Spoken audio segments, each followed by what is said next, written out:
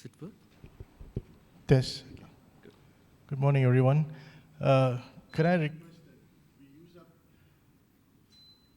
the front seats, please? Come.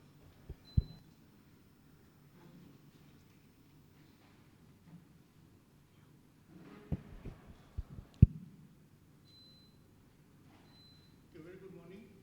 Mic doesn't work. You can take this mic. Yeah. No, please take it. Okay, good morning. Suranga, this mic. We are here this morning to listen to Bhante, Dr. Chandima. I think Bhante has been conducting this every Sunday for the past few weeks.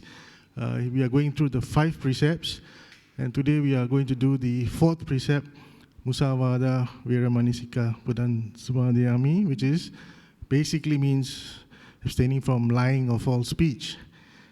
For those of you who are unfamiliar with Bhante, let me quickly read his profile. Bhante Chandima is the associate editor of the Journal of the International Buddhist Studies, which is published by the Buddhist Research Institute of the Mahachulalongkorn University of Thailand. He was previously a research fellow at the Center for Studies in Religion and Society at the University of Victoria in Canada. Bhante Dr. Chandima was also the Theravada Buddhist chaplain at the University of British Columbia in Vancouver from 2012 to 2016. Bhante is currently the senior advisor to Patisotta, a virtual Dhamma organization that hosts weekly online Pali readings, classes, sutta discussions, Dhamma talks, and a variety of other Dhamma activities. His works can actually be accessed at the Patisotta blogspot. So please, let's put our palms together and invite Bhante to start this morning's Dhamma sharing on the 4th precept. Bhante.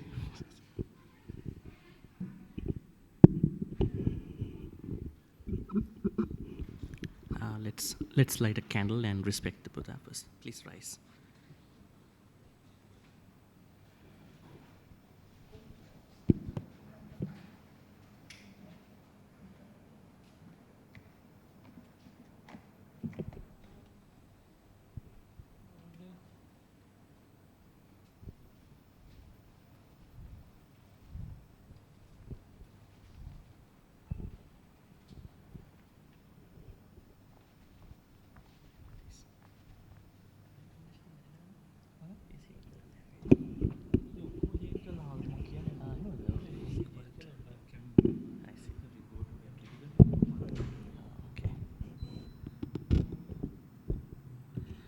Please take your seats.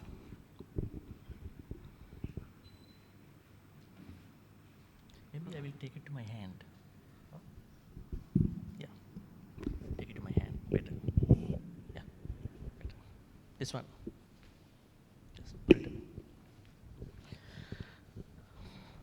Good morning, Dhamma friends. A couple of technical things going on. I hope air conditioning should be working now. Should be. And the mic, I hope that this will be fixed immediately so that we will have a very better environment for the Dhamma sharings and other programs. All right, so before we get started our Dhamma talk, we're going to pay homage to the Buddha. Sadhu, sadhu, sadhu. Namo tassa bhagavatu arahatu samma sambuddhassa. Namo tassa bhagavatu arahatu samma sambuddhassa. Namo tassa bhagavatu arahatu samma sambuddhassa. Right. Today our topic is going to be the 4th precept. What is the 4th precept now, folks? Not lying, which means Musavada Veramani. It is a very, I hope this is the most interesting topic. Kind of a light level of akusala that a lot of people think, but This could happen always, like panatipata, killing, or adinadana, stealing, kamasamichachara, misbehaving, suramerya, I would say being intoxicated. These are very specific, very specific occasions. But musavada is just, you just say something and then you break it, right? Just a very small thing that you may use to break it. So we should take enough caution, and then we should see how musavada works in different easy and difficult situations. Because when things are very easy, there is a high chance, high probability where we're going to make mistakes. In most difficult places, we might take a moment, sit back and take a moment that should I say or not.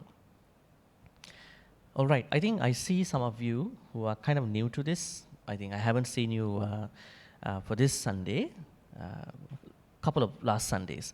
So just to get things rolling, I would ask you some very basic questions. Because Musavada is part of Sila, Samadhi, Panya, where does Musavada fall into in one of these three? Sila, Samadhi or Panya? Sila. It falls into Sila. Let's say tonight you have a meditation and you make a lie in the morning. Will this affect your meditation at night? It could be. It could be. Because you think about, oh, I did not avoid, I couldn't avoid that particular thing. That means Sila is very important for Samadhi, meditation. Some people do not think. They think just sit down and close eyes and, oh, now we're all right. It can be. That is Western meditation. Western mindfulness, they don't practice that much Sila. They might, but they do not encourage Sila a lot. Because Western society, people do not like to say, hey, don't do this, do this. They don't like that attitude. They just think we want to do anything what we want. Just do it. That is the normal norm. But in the Buddhist meditation, Buddhist practice of cultivating kusala thoughts, Sila should be the starting point, but not be the ending point. Some people, they start with Sila, they end up with Sila. They do not move to the next level, Samadhi, and then to the Panya. Some people keep meditating, never come to wisdom. They stuck in the Samadhi practice, Jhana practice. All these are issues. Spiritual troubles in their practices. So, Sila. So, Musavada falls into Sila. What is Sila? What is exactly Sila?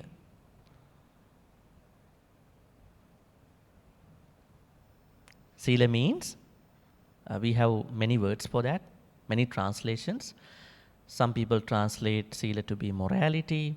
Some people translate this to be ethics. Some people translate this to be virtue. All these come from English language. You might pick up any translation that took interest in your reading or whatever. But Sila basically means taking care of your body and speech, bodily activities and verbal activities. You are not going to kill, steal, misbehave, and then there are 4 activities that are regarding the speech. What are they? Not lying, the exact topic that we will be discussing today, Musavada Veramani. And then, what are the other bad things that we will make through our speech? It goes by an order. Second is Pisuna Vacha. Pisuna Vacha means not talking behind the back. Slandering. You talk something in front of other people, but behind the curtain you go and make a mess. Right? That is a bad virtue. Maybe an easy thing to do, but it is a bad virtue, not good for our practice. That breaks our integrity. Third one, as you said, harsh speech. Parusa vacha, parusa. That means hurtful words. This could be culturally hurtful. This could be racially hurtful, which politicians always use just to get things going, yeah, political campaigns. And this could be hurtful in your relationships. This could be hurtful in many other ways. Pejorative, hurtful. We have to avoid, depending on the place where we are. And then, last bad activity which you may do through your speech is sampappalapa. Sampappalapa means frivolous talk. What is frivolous talk? Wasting your time and engaging in unmeaningful talks, untimely talks, gossiping. Almost in our own jargon, it is gossiping. And when you talk about gossiping, there is another word pops up. What is it? Idle chatting. Now it's 10:20. We have more 10 minutes. Let's talk something. So we just want to spend time by talking something, and there's no reason why you want to talk about it, right? I mean, I'm not talking about your personal relationship, the time you spend with your mother, father, your beloved ones. Yes, you will find different topics to discuss.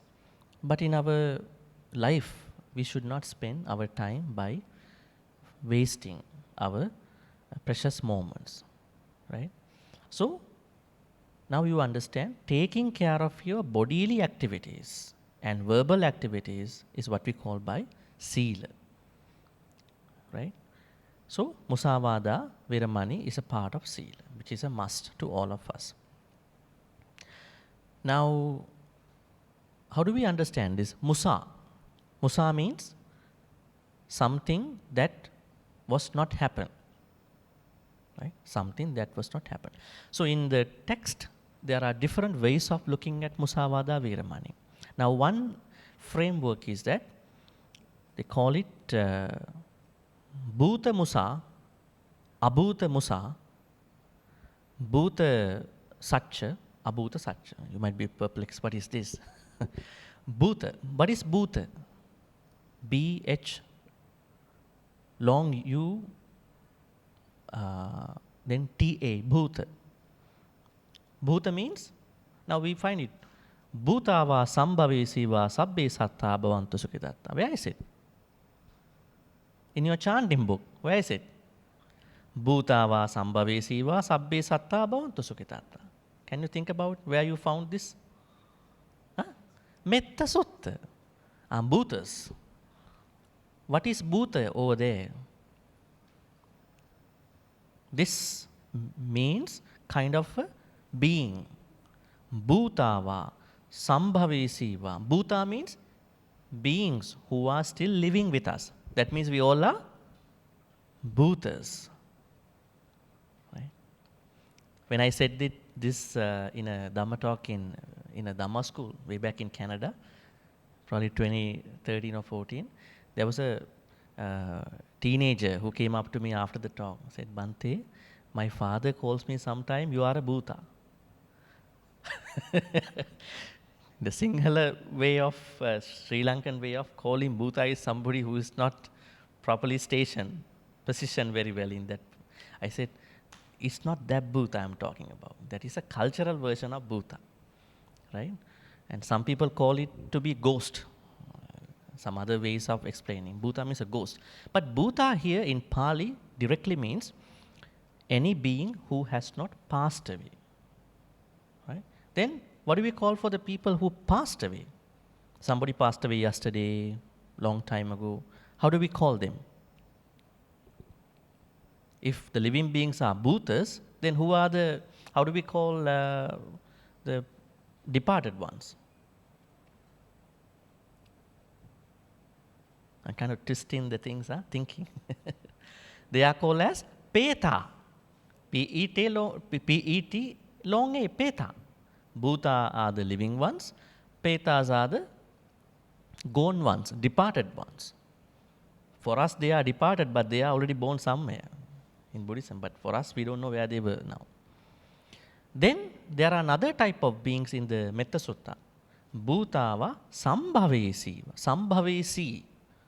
Sambhavesi. He's checking the sutta, right? Okay. Sorry, I'm not using slides for Sunday talks. Only for the sutta study I use because people have to read. Sambhavesi. Sambhavesi means those beings who passed away looking for another birth but not yet born. They are the ones called Sambhavesi. In science, we call it, I would say, zygote, but this is a little complicating. That means once you departed from the body, you are more genius. You know that? Now, don't try to make it faster, right?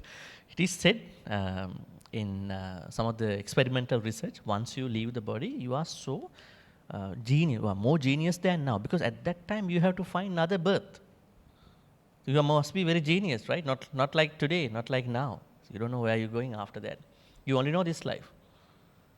It is said that sometimes you as a Sambhavesi go into somebody's womb, let's say another lady's womb, and then what happened, you feel it is not good for you, then you come back. Then we call it a miscarriage. Interesting, right? In the Abhidhamma it says.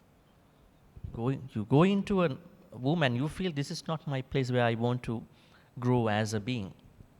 Come back. And then the couple or those people think, what happened? I was pregnant, but now it's a miscarriage. What happened? It was a miscarriage. There is no spiritual reasons to question about it. But Abhidhamma says, the being has gone back. And then sometimes there are two beings going to, there's one being who goes in there, and then later change. We call it kind of a transgender kind of a thing, right? So a lot of things to learn. But anyways, I was trying to say this Bhuta, Peta, Sambhavesi. Now I am trying to connect this to our conversation. Now Bhuta here, according to the Musavada context, means something that really happened. Okay? I can say I talk about Bhuta, that means I talk only the things that happen, true stuff. So the first aspect of the classification is Bhuta Musa. That means it really happened, but that person lies. Does it happen always? This happens for the good sake or for the bad sake, right? That means there is somebody who lies. Actually, it happened, but that person lies.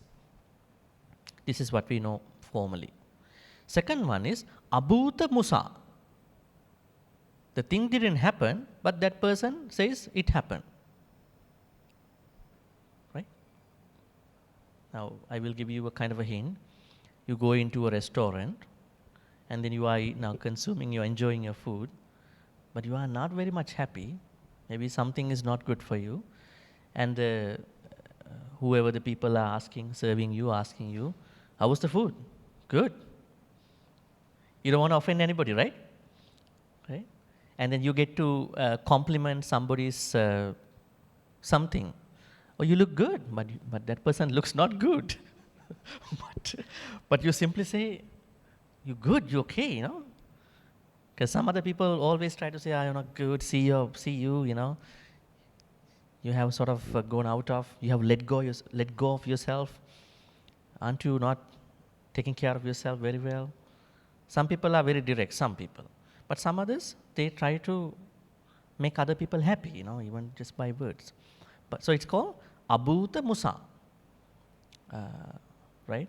Abhuta Musa. Didn't happen, but lie. And the last two are Bhuta Satcha.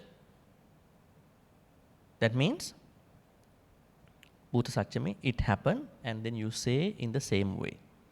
Same way or in a better way. That is good for the people or situation.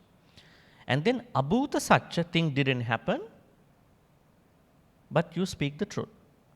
Naked truth, where a lot of people get into arguments sometimes. Even you have to speak the truth according to the time, place.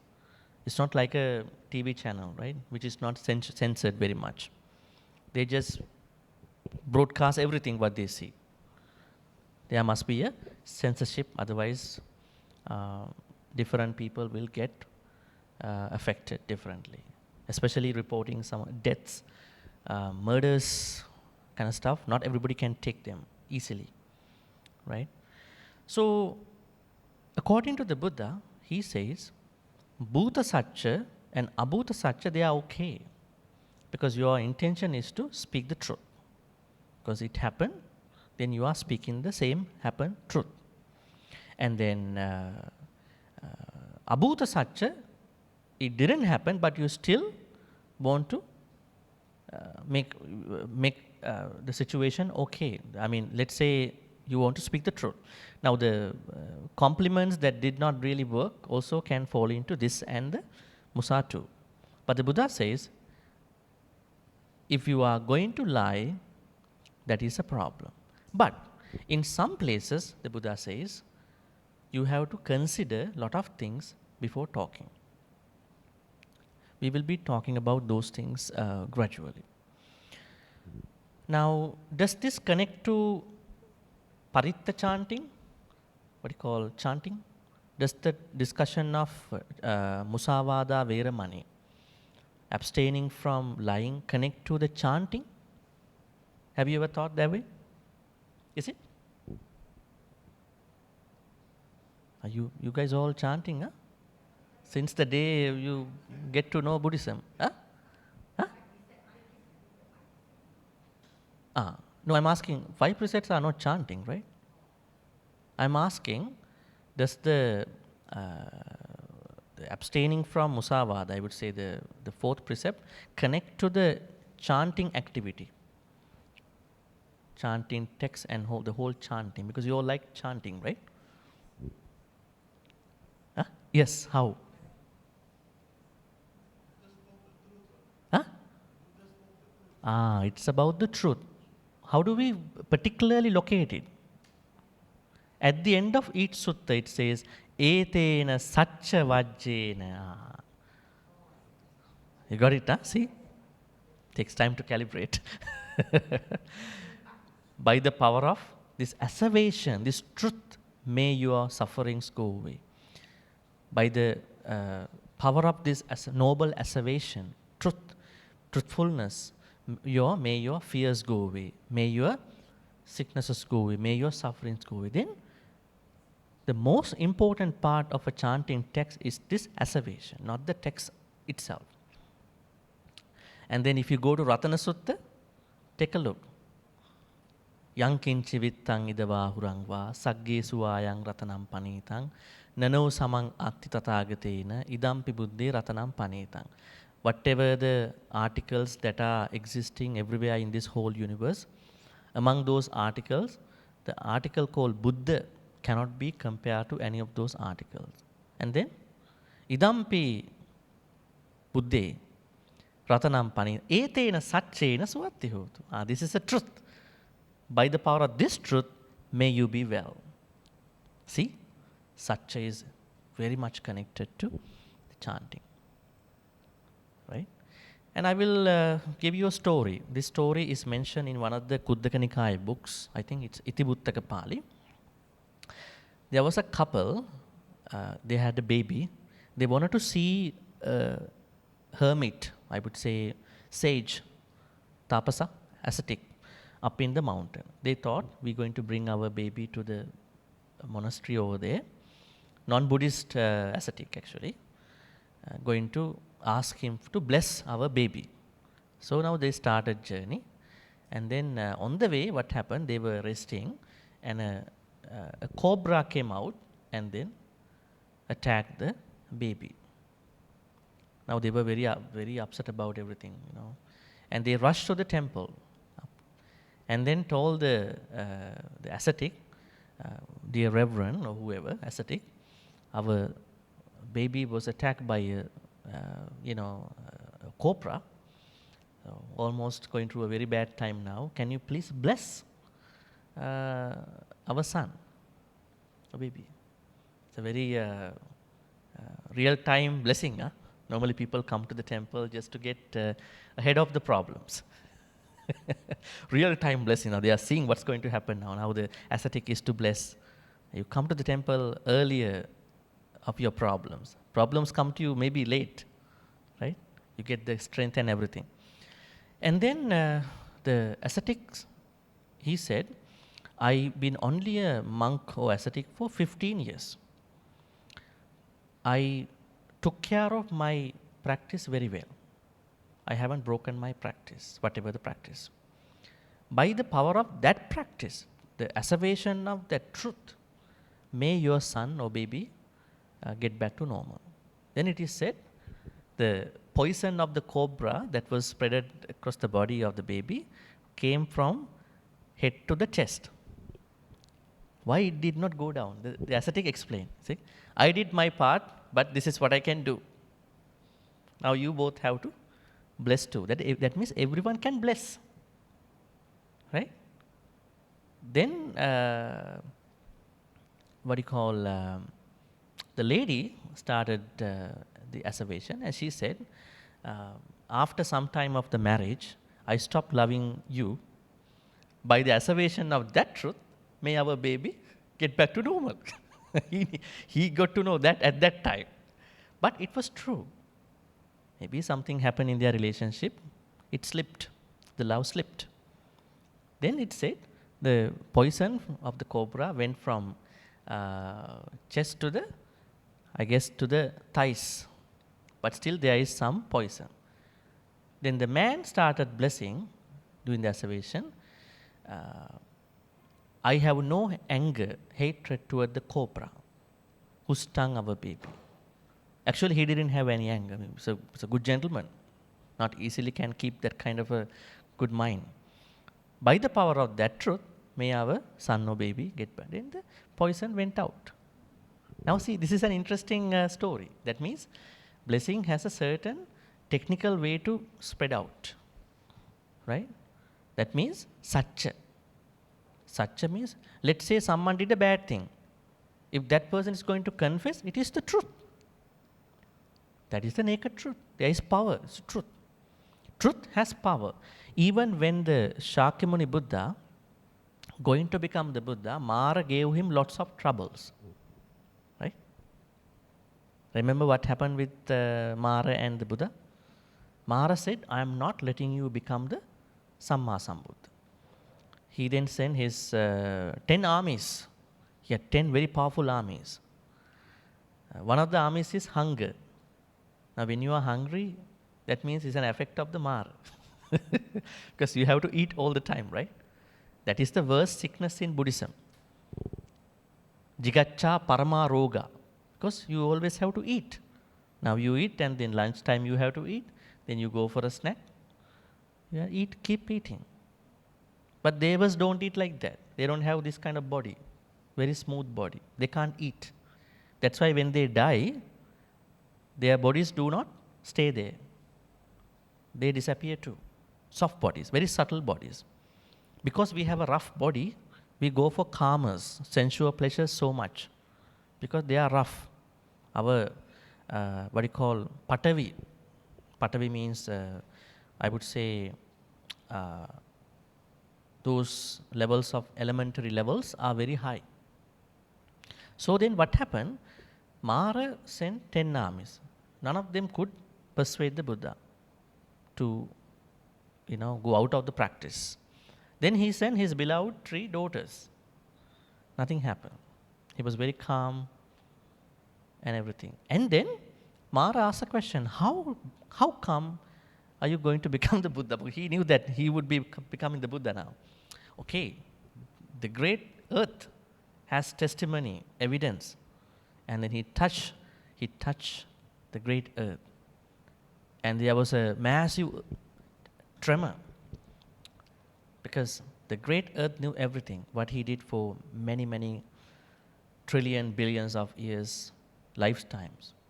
That means satcha. That means this great earth knows everything, because people do bad things by being on the great earth. Right? That means satcha. Another story I want to share with you, just to tell you the importance of Musavada. This is called, it's a Jataka story. In this Jataka story, Bodhisattva is a student of the famous uh, Takkasila, right? Takkasila. Now, this is a part of Gandhara now. Gandhara is in the northern Afghanistan now, like the ancient Oxford at that time. People, the children of the very classy people, they sent to Takkasila at that time. It's a very expensive place. So they study. And once, one of the teachers in this place, he wanted to do kind of a check with his students. He said, if one of you goes to your house and then steals something and then come back faster, I will give my daughter to that young man. And then the boys were they were messed up. They ran, but there was one guy who was just very still, very calm. And he asked, didn't you hear me? I told something to go to your houses and take something from your house without letting your parents know, and then bring it to me. I will give my daughter. He said, no, that doesn't work. He said, why? Even you go to your house or whatever, you steal something without letting your parents or whoever know, but there is one group of people who are observing us all the time, even you lock the door. He was like, who are they? Rukkha Devata, tree spirits. He was very confused about that statement. He said, yes, this guy is the Bodhisattva, Shakyamuni Bodhisattva. They are watching over you. They don't do anything, but they know what you are doing. That means, although you see that, hey, now smile, you are on camera, but the biggest camera is with the tree spirits. They watch you. They watch what you do. Otherwise, how come your karmas are being calculated for your next lives? People are watching you. If you are a good person, you might see other people do not notice you. You are just doing a good thing, offering dana or doing something. Nobody knows. You don't promote it. But you are getting all the good karma. Sometimes you feel you have a narrow escape, almost going to hit by another car, an accident, but you are safe. Something happened. Some other beings are with you. They are trying to help you. They help you. It's true. It is said that three devas are with each individual. One is one of the parents in a previous life. Second is one of the teachers of a next life, in a previous life. And then the house deva. This is a normal thing even in the text, if you see. So the reason why I tell is that you are being monitored by them. Forget about the camera, CCTV cameras. So I'm telling that if you are a truthful person, you have the protection. The true protection, don't worry. You will see how it works for you. Anyway, so these stories were told to you just to tell you the importance of the truth. Now I said about 4 framework. I said always try to speak the truth. Now let's talk about some of the complications with the truth. On April 1st, people think that we should lie. Why is it? Huh? The day after fool, and they are asking you to be a fool. Huh? Is it? Or are you going to fool somebody? Why is it? Why you are sort of asked in a way that, hey, make a lie, don't worry. Why is it? Huh? April Fool. Anybody else? Why there is a notion that you can lie on the 1st of April? Huh? It's the day to lie, just as that people speak the truth for the rest of the days. Right? It doesn't work that way. Sorry? It's a joke. Mm-hmm. Okay, let's take the word white lie.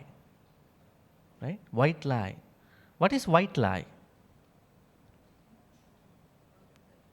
Huh? Yes. Not to hurt the other person.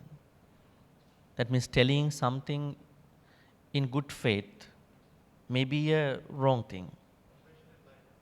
Compassionate lie, really? You attach compassion. Okay. Can we, okay, simple question. Can we always speak the truth? Can we? Huh? It is tough. Yes or no?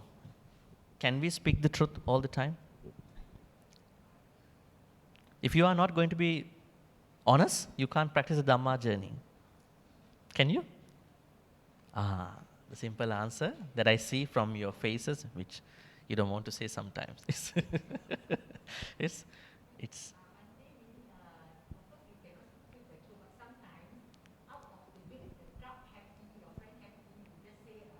mm,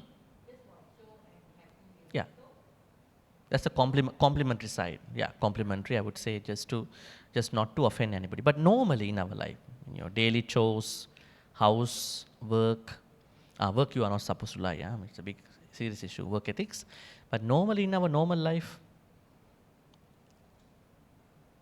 what about there are 99% of liars in this society? Can you be a very truthful person? Because you are juggling with the liars. Most of them are liars, but you are the only, maybe you and couple of people are truthful people. Can you work with? Can you just exist with them? Huh? Yeah, let's talk about such later. I mean, let's talk about our normal life, daily life. Assume this society, if many people, I'm not saying everybody, if many people are to lie, can you survive being a truthful speaker? Because you have to work with them. Let's say on the road, you are driving.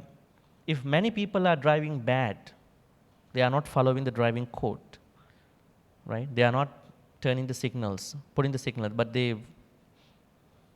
turn the signal to the left, but they didn't turn to the right. And you are confused. What's going on here? And they are speeding, but you are going on, let's say, you are going on the right speed, at right speed. But somebody is trying to speed up. Maybe many people are trying to speed up. That means a society where more people might be not doing what they are supposed to do, but only a couple of them. In a society where 99 people trying to become good people, can a bad person survive too? Not that easy. But in a society where 99 people, like majority of the people are liars in our context, can a truthful person survive? Little difficult. Because he has to go to see them, they have to work with them, right? It's difficult. Then how do we implement our practice of satya? That one we have to discuss, right? Because we can talk about the text. Text don't talk about the difficult situations, conditions. Text say lying is bad. But people are having actual real situations to juggle with it. But text says lying is bad. So how do we then go ahead with that? Does the Buddha talk about the divorce? Does he say that if you cannot stay with somebody, you go divorce? He doesn't talk about it. Because he only talks about an ideal society. But if there is not an ideal society, then there are things that we have to discuss according to the time. Okay, how to survive? Let's say now situations like you don't want to offend anybody. Then what you're going to do is that you're going to say that was not true. That was not true. I would say abhuta satya. It's okay. But you should understand one day you have to tell the truth to that person. One good example. Now it's a very interesting example. Like somebody is trying to follow another person and going to attack that person. Maybe with a knife, with a gun, depending on the place where you're living. And that person managed to find a house. And then knock the door and say somebody is trying to follow me, and then I don't know, I be in a trouble now. Can you please let me in? He said, yes, please come on in. I'm a very good person. I help everybody. So you go under the table, maybe under the bed. You can hide over there. Then the attacker also noticed that this person went inside that house. Then he knocked in. He asked him, did somebody like this come in? You let in? Okay, yes, I never lie to anybody. I'm a truthful person since day one in my life, if he can manage. Yes, he came in, I let him in. He is under that bed. Now what's going to happen? What will happen now? That person is going to really harm that person. Then, should we lie or should we speak the truth? Huh? We have to lie. Definitely. But that is not the lie regarding the Musavada. That is called Abhuta Satcha. We have to protect life of everybody. Right? Not like those who have the compulsive lying. Every time when you ask, are you hungry? No, no, I'm good. Did you go some? No, no, I didn't go. He went. She went. Right? Not those compulsive liars. This one, you are wise. Your intention is to protect every being.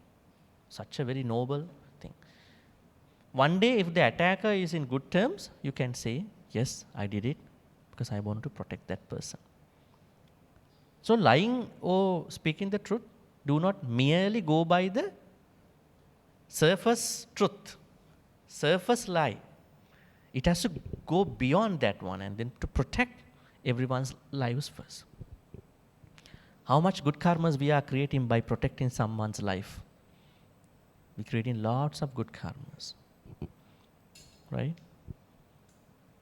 I look at some people die at an early time, right? So there are reasons. You have to do a lot of things for that. So that is one way. That means the lie has to be understood in the context of a bigger picture. What are the other complicated areas of lying? This is one place. So now you can relate yourself to that. Other places, you are asking a teenager, why you come late? Let's say you are a parent, you ask a teenager, why you come late? But the teenager lies. Maybe he has gone somewhere, she has gone somewhere. She lies. That is a different level of lying. But there is somebody who is lying to you just to mislead you in a bad way. That is very worse. Right? Maybe a baby dropped a tumbler. Saying, who broke it? Said, I don't know. Right? But he is the one who did it.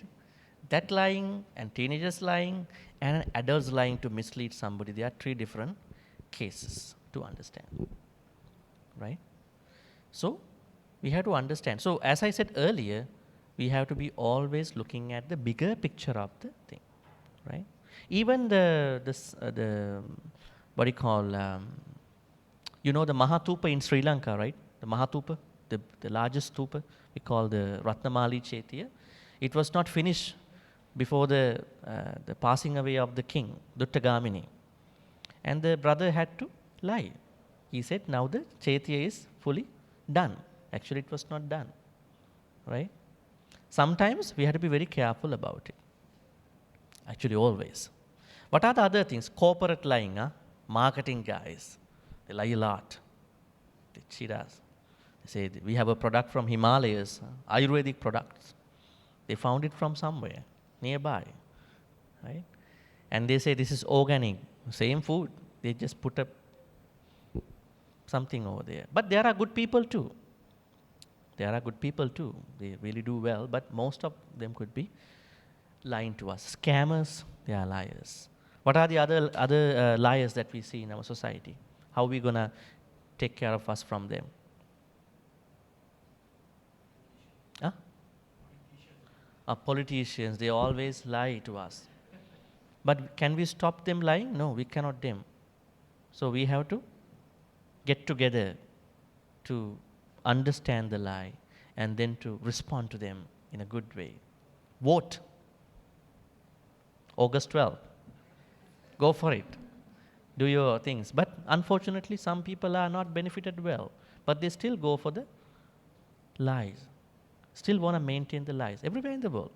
When the religion becomes a predominant thing, ethnic problems become a predominant thing, these things can happen. Anywhere in the world.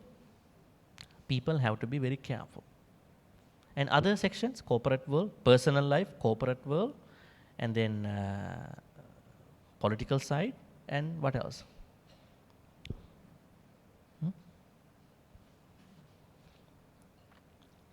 Do the religious teachers lie to you?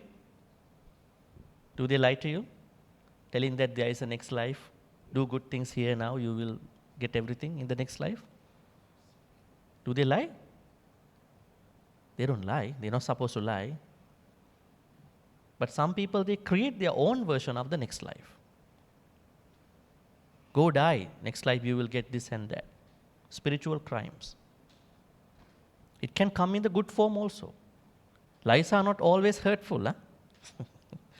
Some people might lie to you in a very good, nice way.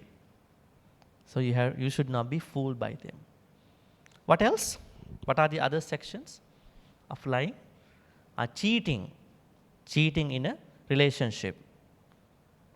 Is it musawada? Yes. Is it? Why do people cheat? Greed. They want to go for more. They are not settled down. So, unless you settle down, never ever be with somebody. You are hunting, right? That is something to think about. And then, are students going to cheat in their exams, in their assignments, research papers? Yes, we call a name for them. Plagiarism. They copy and then paste. They say, this is my paper, Now, there are people now who write your papers.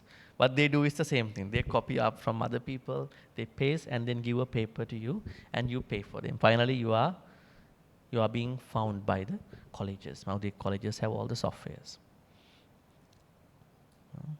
How about Google? Does Google help us telling the lies? Now, there are different apps. Huh? Give me a name, I will do the rest. Give me a topic, I will do the rest. Right? Well, these things can happen. Maybe they are very easy things for many people. But we have to know our own practice. Let's say, as a very good Buddhist, maybe as a good human, how can we practice the abstinence of musavada? Number one is that we have to understand our life in a bigger picture. We have to create good relationships. We have to be honest to us. We have to plan our life from now, maybe many years from today, right? And then we should not give bad, fake promises to anybody, right? And then when we act with other people, we have to be very careful, because we should not tell them the lie. But if situations go differently, then we have to understand how to talk to them. The Buddha says in one of his suttas, whatever we talk has to be timely, kalena, right? Timely speech. Whatever we talk has to be pleasant. Whatever we talk has to be pleasant and truthful. Whatever we talk has to be done with metta. These are very important things. Speaking in metta. Now, this is something that you can notice on a daily basis, right? So, we have to be very careful with our speech, so we can then minimize the musavada part. I like to hear some questions, so now is the time. Yeah. Any questions about today's topic? Abstaining from musavada. I hope you learned something out of the normal. Yes. You want a mic? You have a, yeah, take the mic so you can. No. Maybe you can take the mic and sit down if you want. Yeah.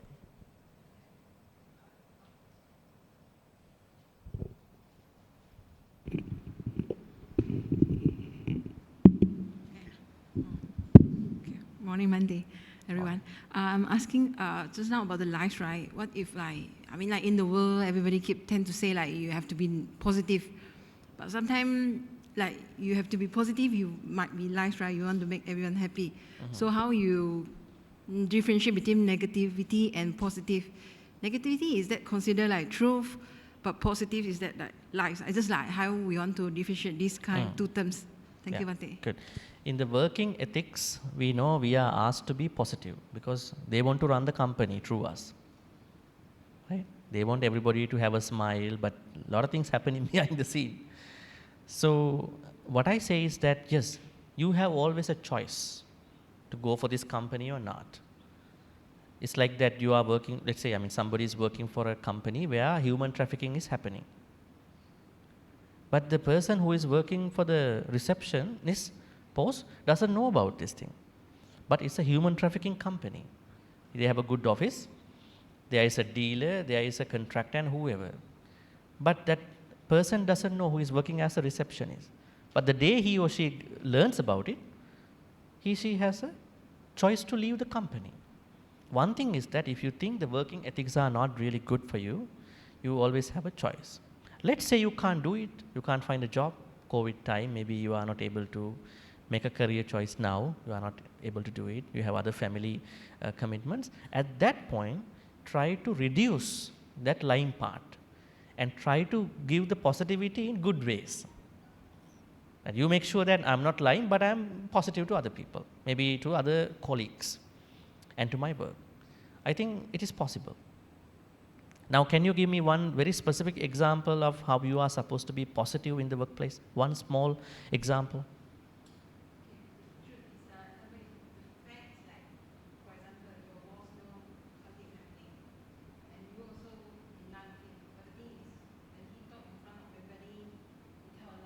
Mm-hmm.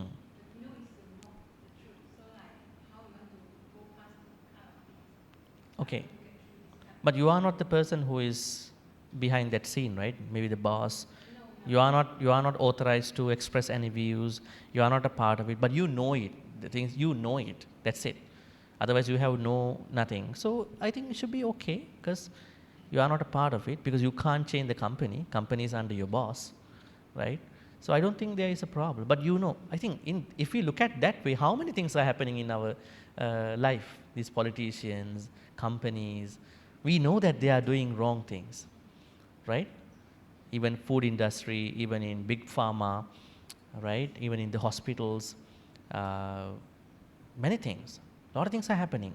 We wish that may these people understand the truth and then be better people to other people, clients or customers. So if you are not becoming a part of that cohort, that wrong conversation, that musawada thing, that vicious attacking, maybe that conversation, you should be okay. But if you are supposed to be involved in that cohort repeatedly, I don't think it's a good place for you to stay in. So we always have a choice. But make the choice with having a second plan. Do not just quit the place without any other opportunity, right? Maybe you might do, if it is too much, if it is going to really bad, give you some bad ideas about yourself, your true self, one day you can think about moving to another company or something. But according to what you explained, I don't think there is a big issue over there. They simply know, but they all try to pass the bucket, right? But they all know. You are not a part of it, but you wish something good happen in our company. Everyone, yeah. And plus companies are running between income and expenses, so they are trying to, so it's not moral, huh? If a company is all only thinking about income and expenses, there is no moral element unless you are trying to apply into that window. They might try to break even the budget, right? But there are people who try to apply the moral part too. Anyways, you should be good. All right.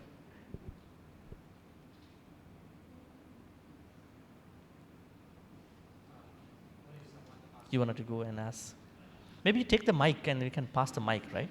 Between each other. Easy then. What if someone asks you a question and you choose to stay silent or change the topic, which can seem rude? If you are really an evading person, if you really try to evade from something that you are supposed to say that is okay to other people, that is a problem. But I think we should not answer to everybody because even Buddha did that. You know that? There are 10 questions. Buddha said, no, I'm not going to answer them. Then somebody asked why? Because they are not helpful for your spiritual journey. They are not beneficial for your end in the dukkha journey. What are the questions? Is this universe limited or unlimited? Then he said, what is the purpose of that answer to that question? That is not necessary. He simply quoted one story actually. The story was Rohitasa's story. I don't know whether you know that. Rohitasa is a Devaputta. And he came to see the Buddha. He said, Bhante, in my previous life, I was an ascetic with a lot of powerful things. I can levitate, I can go anywhere. I was a very much talented skywalker. So one day, I thought I want to go to the end of the universe. Right? Now, it's also scientifically interested area. Then he said, okay, I'm going to do, but I will only stop for eating, going to washroom, taking a rest. All other times, I am going to skywalk and find in the end of this universe. Then he said, Bhante, what happened? Halfway of my journey, I died. Then the Buddha said, yes, that's right. The real world exists not outside, it's inside. In this one fathom body which has perception. Dukkha Arya Satya, Dukkha Samudaya Arya Satya, Dukkha Nirodha Arya Satya, Dukkha Nirodhagam. Find that world. Find the end of that world, not the end of that one. He said, nobody can go to the end of the universe. It's so massive. We're not talking about the earth, okay? He doesn't talk about this earth. There are multiple earths like this. 10,000 worlds like this, like human worlds. He's talking about a galaxy, this world systems which are under the universe. Is universe limited? That's an irrelevant question. I'm not going to answer that. That's not beneficial. So definitely you can have a choice. But if you give me a specific question, I can think about it. What kind of question that you thought that you would evade? Just walk away. For example, okay, let's say, so let's say someone says, okay, how much do you earn a month? Yes. For example, right? That's such a very You- unnecessary question, Yeah, right? so you can just say, hey, it's a nice weather. Oh, nice weather, yeah, it's good. Your reply could change the topic. Okay. Yes, I think those are ethics, common sense. I think we don't have to answer. How old are you? I mean, I don't know. In Western countries, they get really mad. How old are you? And then how much you make? That's a very irrelevant question because if you are okay, then that's fine. Go for it. Maybe you will politely change the topic, and then he or she get not that much upset, embarrassed. Yeah, weather is good. Yes, that is very smart and wise. I don't think that you are making any akusala, because plus you haven't said anything to that question. You just change the topic. So yeah, be smart. That is a good way of not creating opportunities to lie. Now you are being driven to lie, right? Nobody is going to say the real salary. That is a relevant question. But you are not lying. I think an unwise person might say a wrong number of calculation. So that is a place where you are driven to lie, but you're very smart and you change the topic to be a kusala person. Very good. So we have to take that approach to all the other personal life situations, even work life situations, everywhere. It's very good. Yeah, we'll take another maybe 2 questions and we'll wrap this up because we started a little late. Yeah. Yeah. Yes. Somebody in the back? Okay, later. Yes. Yeah, Bhante, what about question with a question? Solve the question with a question to solve the Question by question with a question. Like Reply with a question. last time, yeah. let's say he asked you about your salary. Yeah. So you ask him back. Yes. Why do you ask? If it is not very tough on that person. Because one thing we have to remember is that while we are protecting us, we should not be mean to other people, Maybe that person simply asked the question, how much you earn, right? Not just, maybe there are people who want to know it, but there are people who simply ask because he or she is not very much into that understanding. So why we want to be very bad to them after that? Just because somebody was mean to me, why I'm going to mean to that person? Just because that person's bad behavior, why I want to be an evil person? That's not necessary.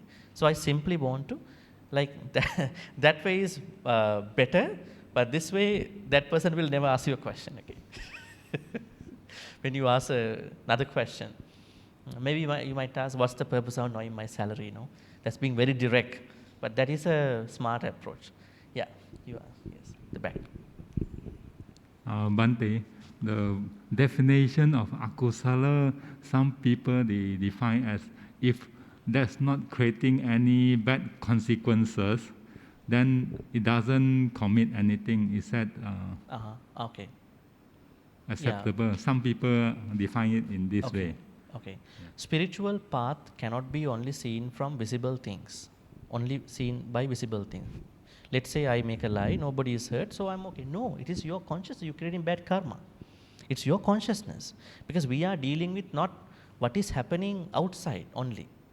There may be sometimes outside stuff, but we are dealing with our karma within us. You lie to yourself, you know that I lied, not good for me, you are suffering a lot, you are struggling a lot. So then that will definitely stop your meditation, definitely affect your meditation, definitely affect your cultivating the kusala practices. That is not a kusala way of thinking about the kusala. So it is we are not doing kusala only by looking at what will happen in this life, because karmas are very invisible. We never know how they are going to create results. Nobody can say. Buddha said, if you think too much about karma, you're going to be a mentally sick person.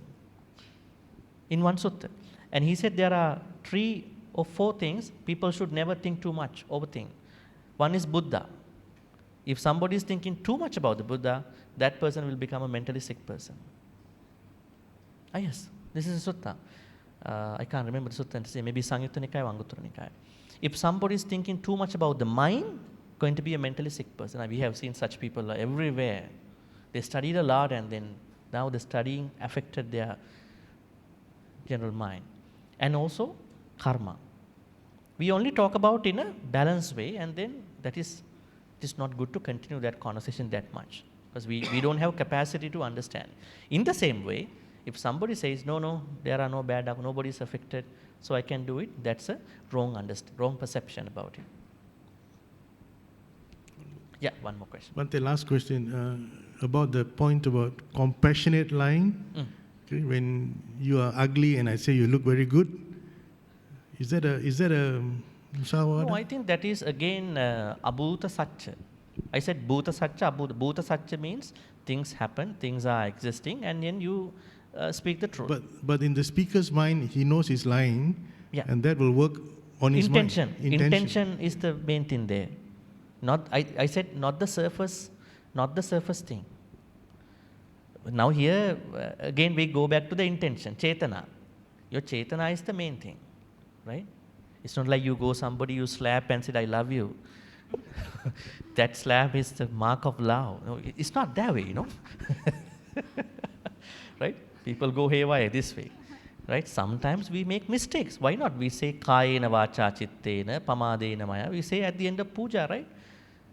May the Buddha forgive me for any mistakes I did with pamada by my body, speech. So, right? So in terms of I better we wouldn't call a name compassionate lying, so people might get ready. Okay, I'm gonna lie now under compassion. But maybe let's think this way. My intention is good. In difficult times, I have to pass that moment that way. Sometimes if we can change the topic, that's a good way. If we can ask another question, that is also a good approach. But there are times we cannot do none of these. We are stuck, and that person is trying to invade us, trying so much questions, and we are stuck. We don't think we are moving anywhere. We might try that point at that point. I think kind of a worst case scenario. So even that, your intention should be good, because one day, I hope this is going to work. And so try to speak the truth. If you can't speak the truth, then try these approaches and finally go for it if those things don't work. So compassionate lying is not the first approach, right? So, and there are sometimes bold-faced truth. That means everybody knows this is lying. Yeah.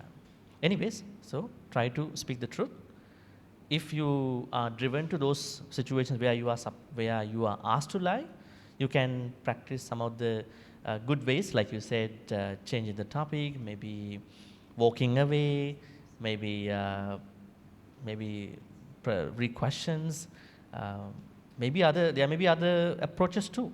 Anybody knows other approaches, practical approaches you practice in your life? I don't think you are always dealing with truthful people. You may be dealing with liars too, right? Why not? What steps do you take other than those two? You may have different. Walk away. Huh? Walk away. Walk away, yeah. So walk away, let's say, okay, let's take this way. Change the topic, read questions, and then walk away, then compassionate lie. That would be a good way to think about it. So our primary response is not lying, even in good intention. All right, any more questions? Okay.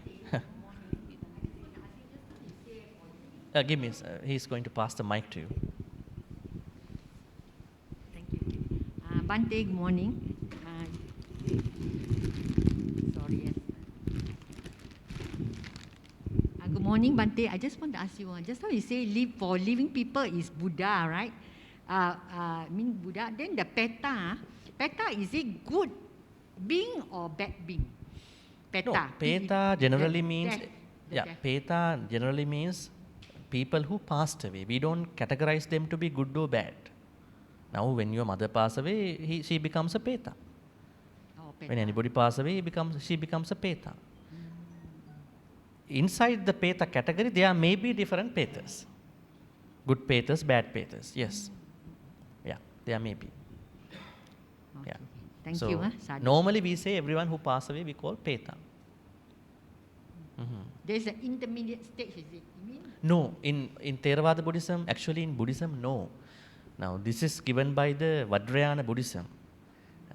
Tibet Buddhism, they talk about a state called Bardo, B-A-R-D-O.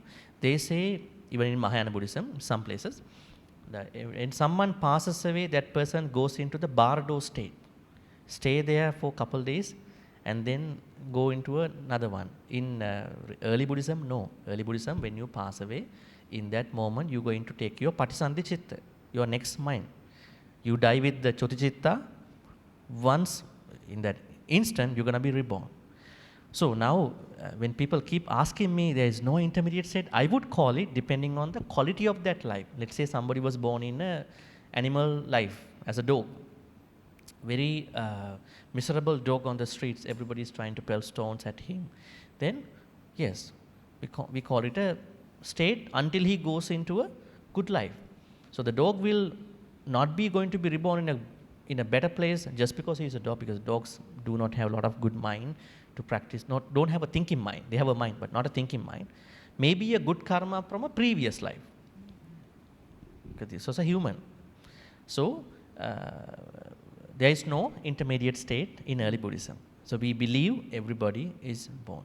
Even that person becomes a ghost, it is also a part of the realm. Peta becomes a ghost. Peta becomes a human. There is no intermediate state. Oh, that means it's not in one of the 31 planes of existence. Is it No, there considered are. one of the plane? Good question. Now we generally say everybody who passes away petas. And there are also 4 types of petas in Buddhism. 4 types of petas. There are specific peta places. Let's say everyone has to transit this point. But some people cannot transit. They just stay there. Right? When you are supposed to transit at an airport, if you're going to stay in the airport for more than 24 hours, you will be overstayed. Right? Immigration will take you.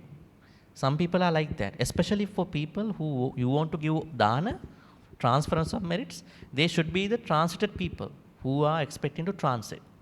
Other folks already gone. They become a manusa, human, deva, they already gone. So the good karmas you gave, you never know who they are now, you gave to them are in excess for them. Whenever they want, they can come and get it. But if you want to really transfer mentally, you transfer by pouring water, they will really reach to them only when they are in one of the peta worlds. We call it paradatta upajivi. There are 4 Peta worlds specific. Last one is called Paradarthupajivi, which means they are waiting for the next flight. I mean, the good karmas from their beloved ones. Other people don't think about them. Let's say somebody passed away, okay, I'm waiting for good karmas from my son, my daughter, but they are not thinking about me, you know. That's why children must do that activity, you know, because we never know. Maybe they are in there, maybe they have already gone, left, and then born in a good place. Whatever you do, wherever they are getting good karmas. Don't worry about it. One day or at that point. Thank you. All right? Sadhu. Okay, so let's then wrap this up. Do we have a name of the sponsors today? Are there no specific sponsors, right? Okay. We can check them.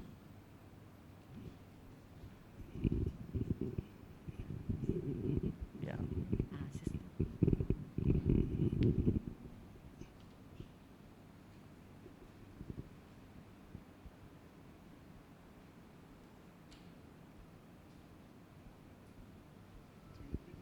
Yeah, I think I can find these people, yeah? These ones. Yes. Yeah. All right. So may all the good karmas which we've been accumulating today be transferred to all the departed ones who passed away in the name of all of us. I think we have a couple sponsors here. Late brother James, sister Subodhite. I think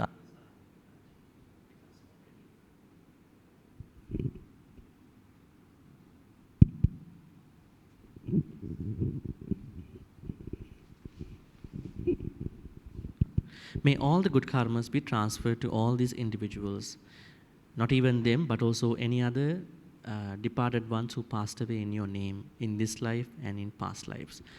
May they be well and happy. May they attain the supreme bliss of Nibbana. Sadhu, sadhu, sadhu. Idamme ñāti nang hotu sukita huntu ñātayo. Idamme ñāti nang hotu sukita huntu ñātayo. Idamme ñāti nang hotu sukita huntu ñātayo. May all the good karmas be shared by all the devas, nagas and mahitikas. Devas are devas, nagas are not snakes, they are another type of beings who are living near the watery places, rivers, waterfalls, oceans and all these places. And mahitikas are the powerful non-humans, they are not devas, powerful other non-humans. May all these non-human beings receive all these good karmas, share all these good karmas and bless and protect all of you, especially Lim, Kim, Eng and family, Ong, Sim, Leng and family, Thunderwin and all the other individuals who came here today, participated at the Vihara. May all your family members and you be blessed by the Deva, Naga, Mahidika for good health, quality of life, prosperity and safety. May Deva, Naga, Mahidika also finally attain the supreme bliss of Nibbana. Sadhu, sadhu, sadhu. Ittavatacha ammehi sambatang punya sangpadang sabbe deva anumodantu sabba sangpatti siddhya.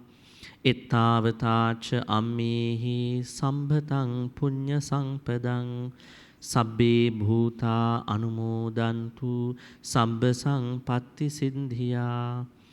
Ittavatacha ammehi sambhatang punya sangpadang sabbe satta anumodantu sabba sangpatti siddhya. Akasatthacha bhummatta devanaga mahindika punyantang anumoditva chirang rakkang tuluka sasanang.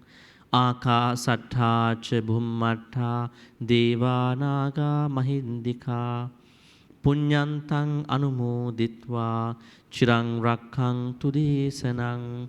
Akasatthacha bhummatta devanaga mahindika Punyantang anumoditva chirang rakhang tumang paranti chirang rakhang tutwang sadati.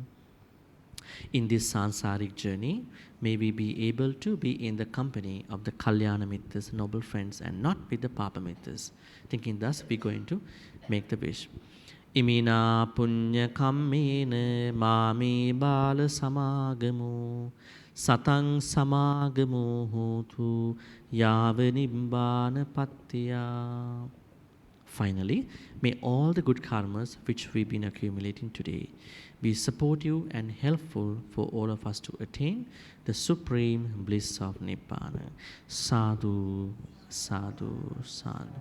Abhivadana silissa nichang baddha pachayino chattaru dhamma vadhanti ayuvannu sukhang balang ayurarogya sampatti sagga sampatti mevacha ato nibbana sampatti iminati saminjatu.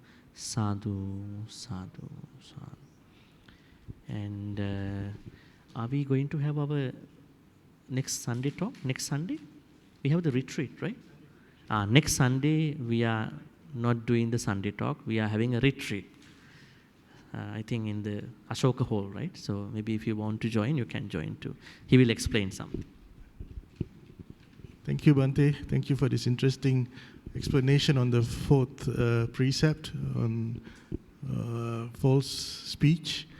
As Bhante mentioned, the next one, the fifth precept, will be done in a fortnight's time, because next weekend on Sunday, Bhante is organizing a retreat, a meditation retreat, a one-day meditation retreat.